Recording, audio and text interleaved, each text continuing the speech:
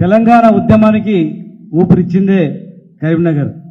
Parliament ఎలక్షన్స్లో కావచ్చు, మలిదశ ఉద్యమంలో ఉద్యోగ గర్జన, కేసీఆర్ గారు అమర నిరాదీక్ష కరీంనగర్ నుంచే ప్రారంభమై మధ్యలో అరెస్ట్ అయి ఉవ్వెత్తున ఉద్యమాన్ని నడిపించి తెలంగాణ రాష్ట్ర సాధనకు ప్రధాన కారణమైనటువంటి సంఘటనలు అనేకంగా ఉన్నాయి.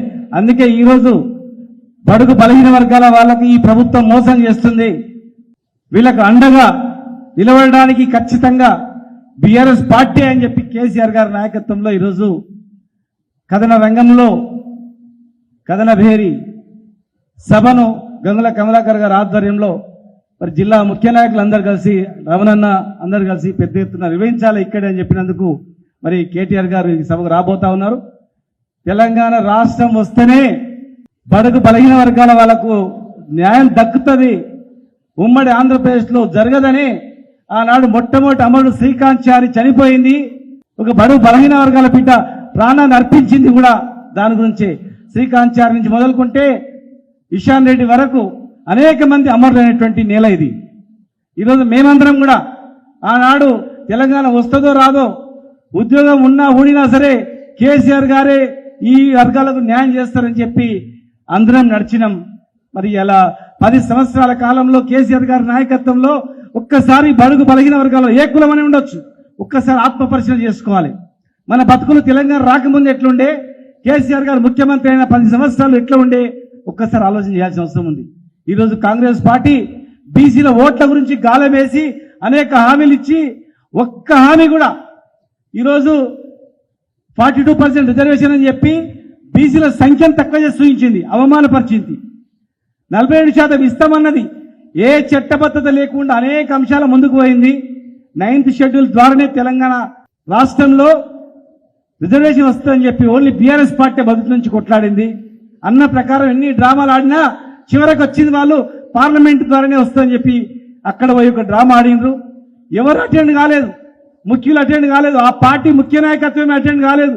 ఇలా రాష్ట్రపతి టైం ఇవ్వలేదు, ప్రధానమంత్రి టైం ఇవ్వలేదని చెప్పి ఈ 2 పార్టీలు కూడా బీసీలకు మోసం చేస్తూ ఈరోజు మేము ఒక్కటి అడుగుతా ఉన్నాం, నిజంగా మీకు చిత్తశుద్ధి ఉంటే ఈ అంశాన్ని పక్కకు పెడదాం. మరి మిగతా అంశాలన్నీ ఒక్క జీవోలో ఒక అర్ధ గంటలో జీవోలు చేసేటువంటి అనేకంగా ఉన్నాయి కదా, అవెందుకు చేస్తారని అడుగుతా ఉన్నాం. కేవలం 1000 మందికో 2000 మందికో ఉపయోగపడే రిజర్వేషన్ల పైన మీరు ఎంతో చూస్తున్నారు. మరి లక్షలాది మందికి ఉపయోగపడే విద్యా ఉద్యోగాలలో రిజర్వేషన్ మీరు ఎందుకు ముందుకు పోవట్లేదు? అది ఆర్డినెన్స్ కు ప్రపోజల్ పోయింది, ఆర్డినెన్స్ రాలే, ఆర్డినెన్స్ ప్రపోజల్ పోయింది. ఆ ప్రపోజల్లో ఓన్లీ ఇది రిజర్వేషన్ మాత్రమే ఉంది, పొలిటికల్ రిజర్వేషన్. ఎడ్యుకేషన్ ఎంప్లాయ్మెంట్ ఎందుకు లేదు? మహాత్మా జ్యోతిబా పూలే పేరు మీద సప్లాన్ అనేది ఎందుకు లేదు?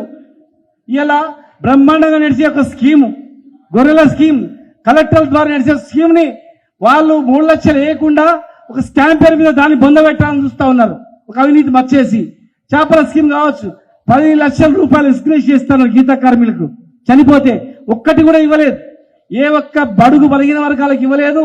ఉన్న 3 మంత్రి పదవుల్లో ఎంబీసీలకు మంత్రిత్వ శాఖ ఇస్తామన్నారు, అది ఇవ్వలేదు.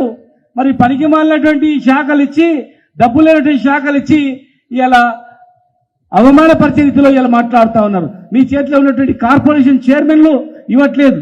ఇవాళ కేవలం లోకల్ బాడీ ఎలక్షన్స్ వస్తున్నాయి కనుక హడావుడి చేసి బీసీలకు మేము ఎంతో చేసినామని చెప్పి, బీసీల గురించి ఇంత కష్టపడమని చెప్పి ఉల్టా 10 సంవత్సరాలు కాపాడిన కేసీఆర్ గారిని బంధనం చేసి బీసీలకు ఏం చేయలేదని చెప్పి ఎలక్షన్లో ఓడడం అనేది ఎంత ఘోరంగా బీసీ ఆత్మగౌరవం చంపుకొని ఆ పార్టీలో ఉన్నటువంటి బీసీ నాయకులు కూడా ఒక్కసారి ఆలోచన చేసుకోవాల్సిన అవసరం ఉంది. ఇలా